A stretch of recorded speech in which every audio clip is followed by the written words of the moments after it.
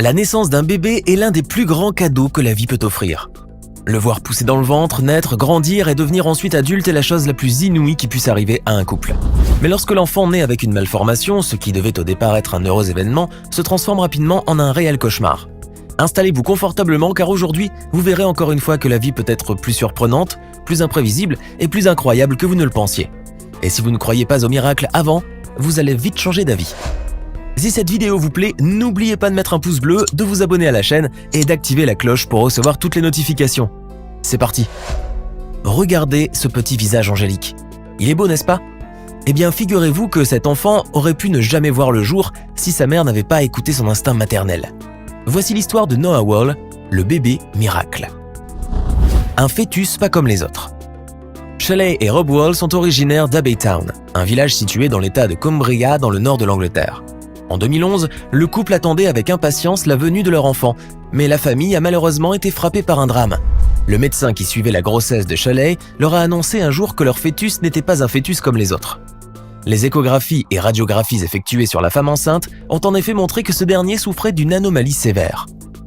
Le bébé allait naître avec seulement 2% de son cerveau, et ses chances de survie étaient donc infiniment réduites. Ainsi, les experts qui suivaient ce cas très particulier avaient alors proposé à 5 reprises à la femme enceinte de 44 ans d'interrompre sa grossesse. Autrement dit, ils lui avaient clairement expliqué que son bébé avait de très faibles chances de survivre et qu'il valait mieux avorter afin d'éviter le pire. N'écoutant que son cœur, la mère avait quand même décidé de décliner ses conseils et de poursuivre sa grossesse. Elle avait d'ailleurs été interrogée lors de l'émission Good Morning Brighton au sujet de son refus d'avorter et sur sa détermination à vouloir continuer l'aventure malgré les complications auxquelles ils allaient devoir faire face. La mère émue avait alors répondu que son mari et elle étaient déjà relativement âgés et que Noah était peut-être leur ultime chance de concevoir. Si on avait offert ce choix à des parents plus jeunes, ils se seraient peut-être sentis obligés de le faire, mais nous savions ce qu'on en pensait et nous sommes des gens positifs. Nous voulions donner à Noah la chance de vivre, avait-elle ajouté. C'est en 2012 que Shelley donna naissance à un très beau bébé, Noah Wall. Mais les médecins ne s'étaient malheureusement pas trompés sur son anomalie. Le nouveau-né souffrait bel et bien du syndrome de spina bifida et une hydrocéphalie congénitale. Minute Science. L'hydrocéphalie est une anomalie neurologique très grave qui consiste en l'accumulation d'excès de liquide céphalorachidien dans le cerveau, engendrant une augmentation anormale de la taille du crâne. Ainsi, la pression exercée par les fluides peut empêcher le cerveau de se former correctement puisqu'il dispose de très peu d'espace pour se développer. Malheureusement, les enfants issus des mariages consanguins ont 13 fois plus de risques de développer une hydrocéphalie. Toutefois, le spina bifida, lui, est une dégénérescence génétique de la moelle épinière, du cerveau ou des méninges liée à un défaut de fermeture du tube neural au niveau du postérieur de l'enfant. En particulier, cette maladie affecte les nerfs lombosacrés, responsables de la motricité digestive, du contrôle vésical et anal, ainsi que des fonctions génitales. Le spina bifida, très fréquent chez les bébés occidentaux, a généralement lieu durant la 4e semaine de la vie de l'embryon, ou lorsque le couple conçoit un enfant à un âge avancé. Dans le cas de Shelley et Rob, ils avaient tous les deux dépassé la quarantaine. Bien sûr, cela reste des suppositions puisque la science, malgré ses grands progrès et son développement exponentiel, n'est toujours pas arrivée à expliquer les causes exactes du spina bifida. Plusieurs études et recherches médicales approfondies ont été menées afin de connaître la source de cette anomalie. Les scientifiques ont mis en avant certains facteurs environnementaux, nutritionnels et génétiques de la mère pouvant être à l'origine de cette malformation. D'autres ont relié l'anomalie avec le fait que la mère ne prend pas d'acide folique en complément durant le premier trimestre de sa grossesse. À ce jour, personne n'est encore capable d'expliquer avec exactitude ce qui provoque l'interruption de la fermeture du tube neural. En d'autres termes, c'est encore un grand mystère pour la médecine. Pour le cas de Noah, les radiographies avaient dès le début de la grossesse détecté un dysfonctionnement entre le spina bifida et l'hydrocéphalie. La combinaison de ces deux complications médicales avait condamné l'enfant à naître sans cervelle ou du moins ne posséder que 2% seulement de ses fonctions cérébrales. Avec toutes ces anomalies congénitales, les médecins étaient fermes, le petit Noah allait ne vivre que très peu.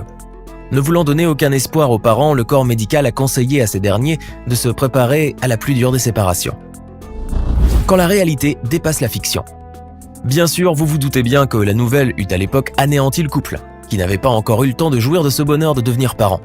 Ils désiraient plus que tout cet enfant à tel point qu'ils ne voulaient pas croire à ce que disaient les médecins. Malgré cela, ils n'ont eu d'autre choix que de se préparer à la perte de leur bébé.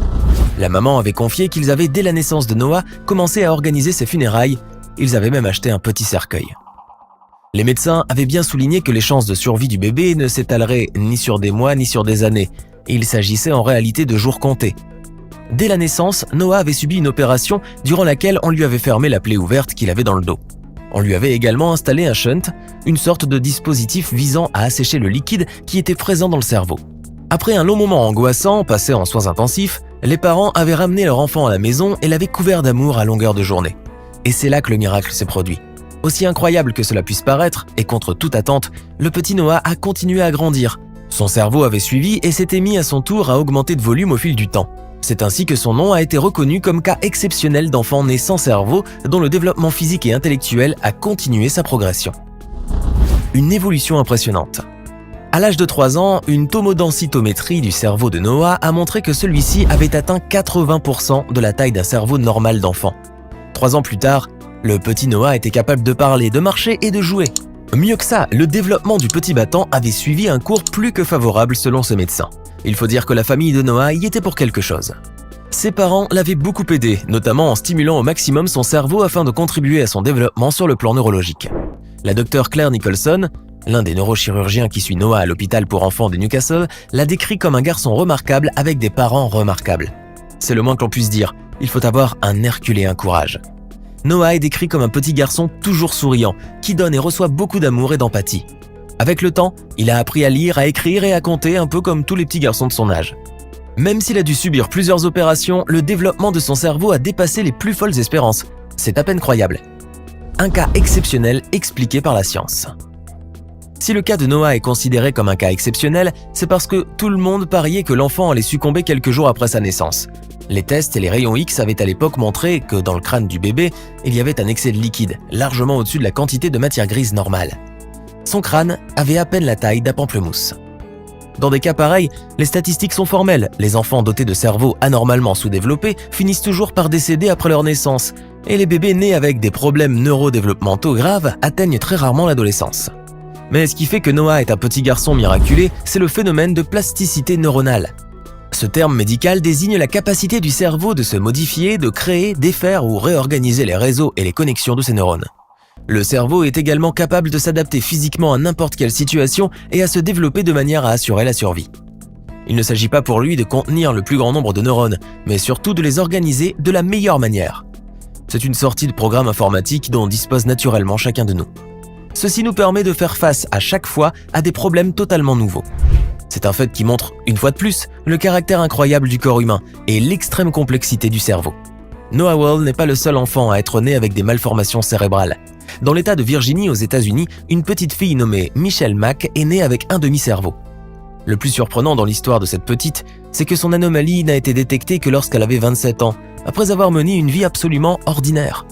Elle a obtenu ses diplômes et aurait même une capacité extraordinaire de mémorisation. Noah, un petit garçon épanoui aujourd'hui. Aujourd'hui, 8 ans après sa naissance, le petit Noah est un enfant très heureux, épanoui et surtout en bonne santé. Il est doté d'une douceur exceptionnelle et d'une bonne humeur inconditionnelle et contagieuse. Un vrai petit rayon de soleil. Du haut de ses quelques centimètres, Noah s'est battu pour vivre et a défié toutes les lois de la médecine et de la science. Notre petit battant a même réussi à donner tort à tous les médecins qui s'étaient occupés de son cas. Même s'il est toujours confronté à quelques légers problèmes de santé, le fait qu'il soit très bien entouré par sa famille fait qu'il est déterminé à atteindre tous ses objectifs. Si ce n'est pas de la ténacité, ça ? Alors, qu'est-ce que vous pensez de ce petit garçon miraculé ? Qu'auriez-vous fait à la place de la maman ? Dites-le nous dans les commentaires.